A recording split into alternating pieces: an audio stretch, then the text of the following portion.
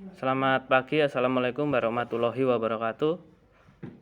Selamat berjumpa kembali untuk anak-anakku semuanya. Semoga selalu sehat dan tetap jaga kesehatan. Sebelum kita memulai pembelajaran pagi ini, mari kita berdoa terlebih dahulu. Mari kita berdoa.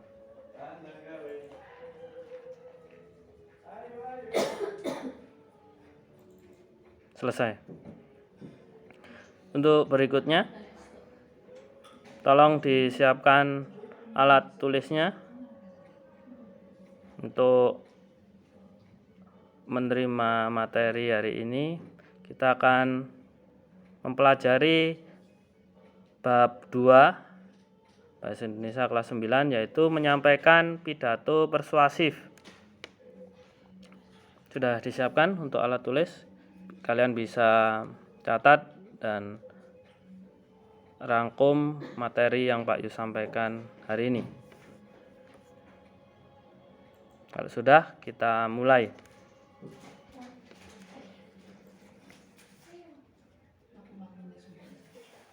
Dalam pidato persuasif, di sini dijabarkan atau dijelaskan, pidato persuasif adalah pidato yang digunakan untuk meyakinkan audien atau audiensi, pendengar agar percaya hingga mau melakukan sesuatu dalam suatu topik tertentu atau bahasan dalam pidato tersebut. Berikutnya, tadi definisi atau pengertiannya. Sedangkan persuasi, kalian sudah mempelajarinya dulu di kelas 8, yaitu berupa teks persuasi. Di sini persuasi adalah bagian dari teks eksposisi. Eksposisi digunakan untuk meyakinkan pendengar atau pembaca dengan menyajikan argumen atau biasa disebut juga pendapat dari satu sudut pandang yang dibuktikan kebenarannya. Jadi harus sesuai dengan bukti-bukti yang ada. Itu pengertian dari persuasi itu sendiri. Kita lanjut.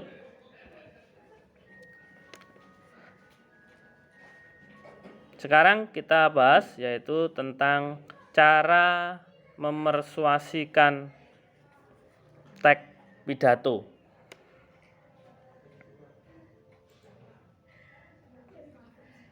Berikut adalah beberapa pendekatan untuk memersuasi audien atau pendengar.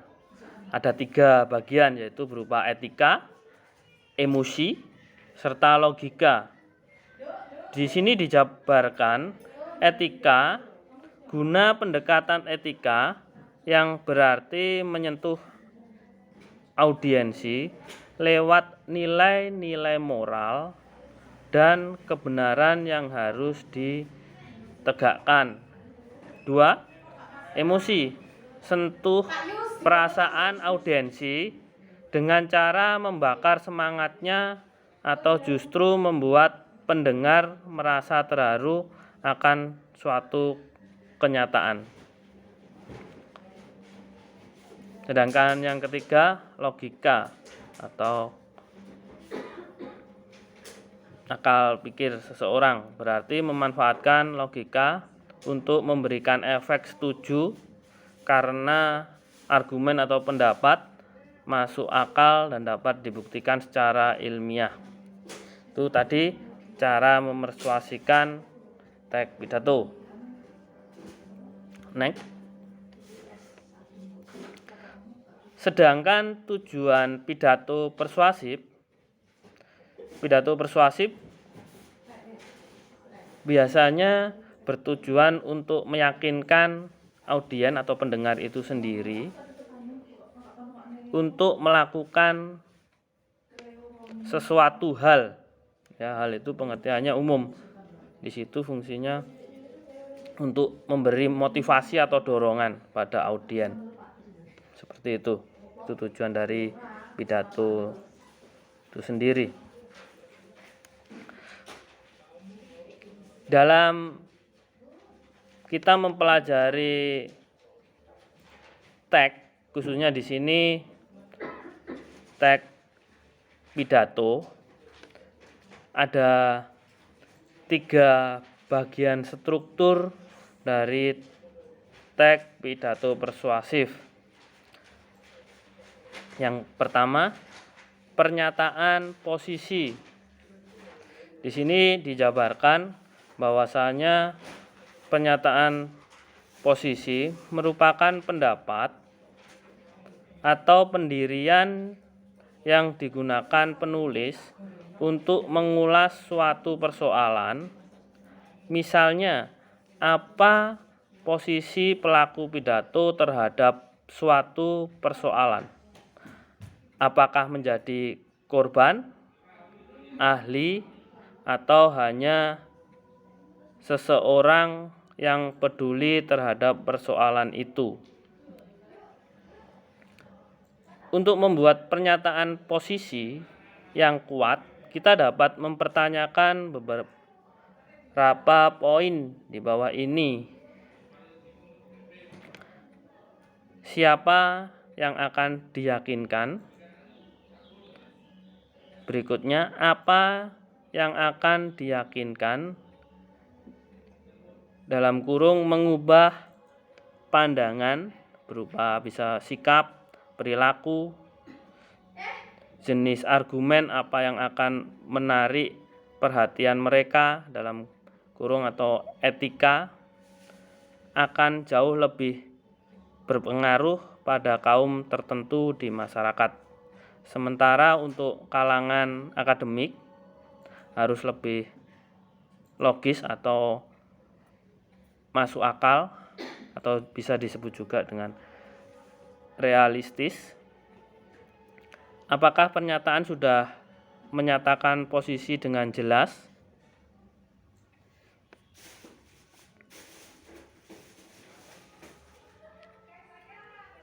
Berikutnya berupa argumen.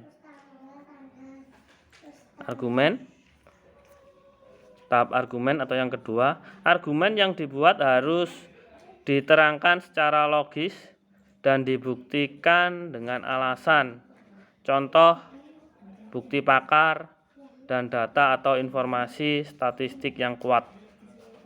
Yang tiga atau yang terakhir dalam struktur teks pidato, penguatan pernyataan posisi. Berarti pada bagian ini letak argumen ditonjolkan simpulan posisi berdasarkan argumen yang telah disajikan memperkuat posisi. Tahapannya mencakup memperkuat pernyataan posisi dan menekankan pikiran utama dengan menggunakan suara, nada tinggi, rendah, mimik. Apa yang dimaksud dengan mimik? Mimik itu berupa ekspresi wajah, sedangkan gestur itu gerak tubuh. Ada juga bahasa tubuh yang menyebutnya, yang sesuai dengan argumen. Argumen dikembangkan secara logis dan didukung oleh bukti-bukti, tidak hanya berdasarkan emosi dan intuisi. Tabel, gambar, diagram, atau foto bukti dari data sumber dapat digunakan untuk menghasilkan pernyataan yang lebih kuat atau untuk memperkuat pidato tersebut.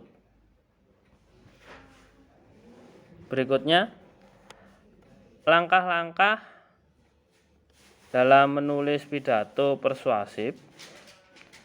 Persiapan menulis pidato persuasif. Menulis pidato persuasif berarti melaksanakan persiapan yang matang sebelum menulisnya. Kita harus memperhatikan 3 hal tersebut. Yang pertama, pelajari topik atau topik bahasan.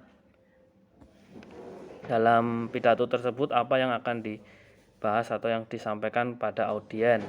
Yang kedua, pahami tujuan. Tujuannya untuk apa dalam pidato itu disampaikan bagi audiennya nanti. Terus yang ketiga, pahami audiensi. Di sini dijabarkan bahwasannya yang pertama pelajari topik, ketahui dan pelajari topik yang akan disampaikan, lakukan kajian sebanyak mungkin hal-hal yang berkaitan dengan topik tersebut. Luangkan waktu untuk membaca buku mengenai topik yang akan disampaikan. Catat berbagai data dan sumber penting yang dapat digunakan untuk memperkuat argumen. Intinya pokok atau bahasan yang paling penting bisa dicatat terlebih dahulu. Nanti bisa kita jabarkan sesuai dengan pemahaman kita. Yang kedua, pahami tujuan. Pastikan tujuan yang ingin dicapai dapat dipahami dan sesuai dengan urgensi topik, sesuai dengan topik yang ada. 3. Pahami audiensi. Pelajari siapa audiensi yang akan mendengarkan pidato. Setiap audiensi memiliki kebutuhan tersendiri. Maksudnya audiensi itu pendengarnya. Kita lihat yang kita beri arahan itu siswa, masyarakat, atau tokoh tertentu. Kita lihat audiensi terlebih dahulu, jadi disesuaikan. Itu tadi langkah menulis pidato persuasif.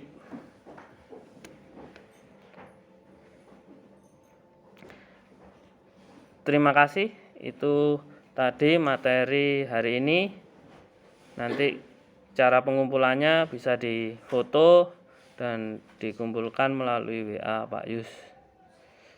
Sekian, terima kasih. Semoga bermanfaat dan selalu jaga kesehatan,